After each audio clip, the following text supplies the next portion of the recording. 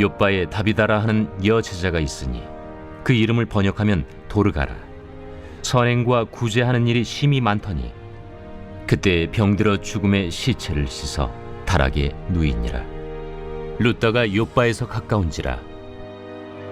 제자들이 베드로가 거기 있음을 듣고 두 사람을 보내어 지체 말고 와달라고 간청하여 베드로가 일어나 그들과 함께 가서 이르매 그들이 데리고 다락방에 올라가니 모든 과부가 베드로 곁에 서서 울며 도르가가 그들과 함께 있을 때에 지은 속옷과 겉옷을 다 내보이거늘 베드로가 사람을 다 내보내고 무릎을 꿇고 기도하고 돌이켜 시체를 향하여 이르되 다비다야, 일어나라.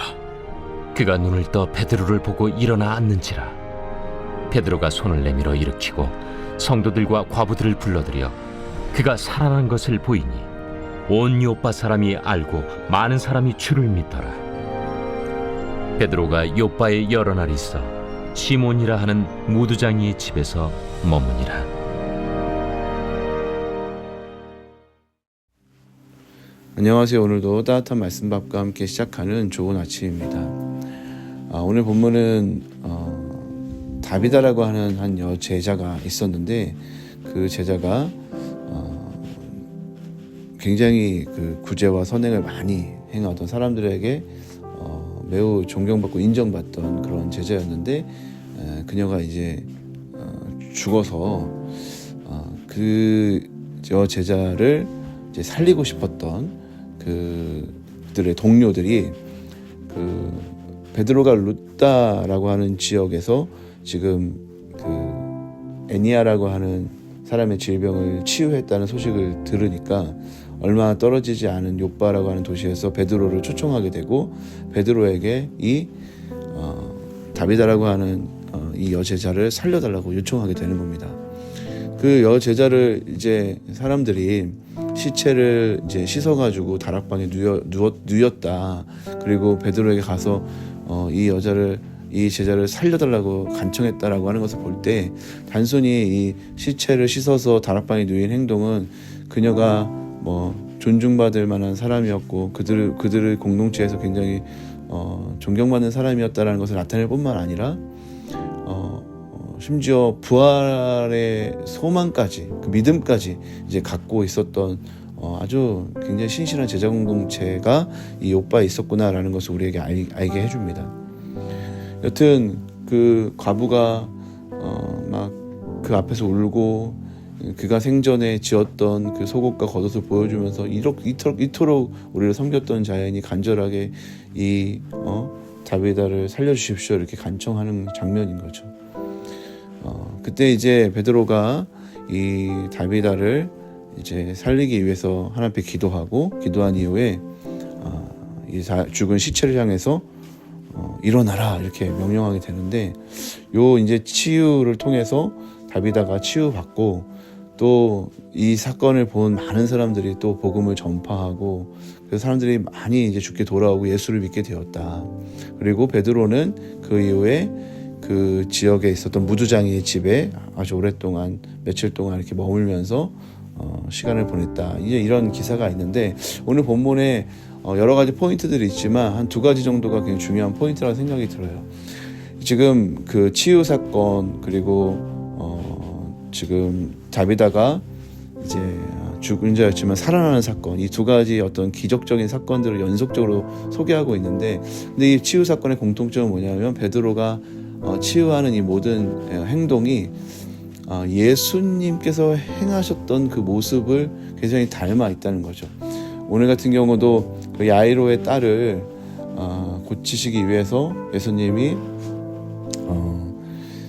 그 사람들을 다 내보내고 야이로의 딸에게 일어나라 달리다 굼 이렇게 말했던 그것처럼 베드로도 지금 다비다를 그렇게 살려내고 있는 거거든요. 그런 모습을 통해서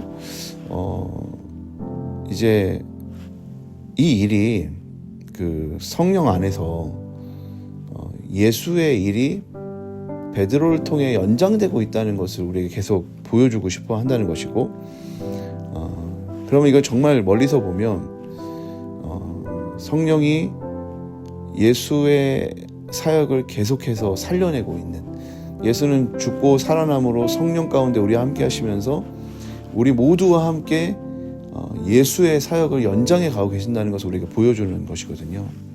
그리고 또 하나는 이 구원이 지금 두 가지의 기적 사건을 보여주면서 남자의 치유 그리고 여자의 어떤 살아남의 그 이야기를 통해 이 구원이 어떤 차별 없이 지금 보편적으로 적용되고 있다는 것을 보여주죠. 아마도 베드로는 더 많은 이적들을 베풀었겠지만 사도행전의 저자는 이 두 가지 사건을 선별함으로써 구원이 어떤 특정 부류에게나 어떤 특정 성별에게만 베풀어지는 것이 아니라 모두에게 지금 베풀어지고 확장되어 가고 있다. 특별히 또 베드로가 예수님이 그러셨던 것처럼 죄인들과 세리들과 이렇게 잘 어울리고 그들과 함께 먹고 마셨던 것을 기억나도록 이 베드로가 어떻게 보면 그 마지막에 그 치유 사건을 또 기적 사건을 다 베풀고 난 이후에 어디로 가냐면 그 무두장의 집으로 가거든요. 그 무두장의 집이라고 하는 것은 이제 가죽을 가지고 이제 공예를 하는 사람을 말하는 건데, 이게 필연적으로 죽은 그 짐승을 다루기 때문에 부정한 직업으로 여겨졌고, 이들은 마을 바깥에서 해변에서 이렇게 살아야 되는 사람들이었기 때문에 그의 집에 찾아갔다는 것은 그가 굉장히 예수의 어떤 쉽게 말하면 어떤 빙의된 것 같은 모습으로 지금 활동을 하고 있는 것을 우리에게 지금 보여주고 있는 거거든요. 그리고 그 복음이 어떻게 확장되고 복음이 얼마나 차별 없이 많은 사람들에게 전파되고 있는지를 우리에게 보여주고자 하는 겁니다. 복음이 그 예루살렘에 머문 사람들도 있었고 또 더 먼 곳으로 이렇게 직접 흩어져서 이제 복음을 더 전해야 했던 사람도 있었지만, 복음이 기본적으로 방향성을 어디로 가고 있냐면 더 낮은 곳으로, 더 낯선 곳으로, 이방인들과 어쩌면 복음에 소외되었다고 생각되는, 어쩌면 이 복음을 들을 가치가 없는 사람이라고 생각되는 그런 사람들을 향해서 계속 나아가고 있다는 것이에요. 그래서 이것을 우리에게 보여주고 싶은 거고, 성령께서는 우리가 생각할 때 훨씬 더 낯선 사람, 이방인과 같은 사람들을 향해서 우리를 이끌어 가신다는 것을 우리가 보여주는 것입니다. 그러니까 오늘 우리가 성령께서 더 그 복음이 어쩌면 필요가 없고 구원받지 않아야 될 것 같은 그런 사람들에게 나아가게 하는 영이라는 것을 우리는 알 수 있죠. 선교의 영인 거죠.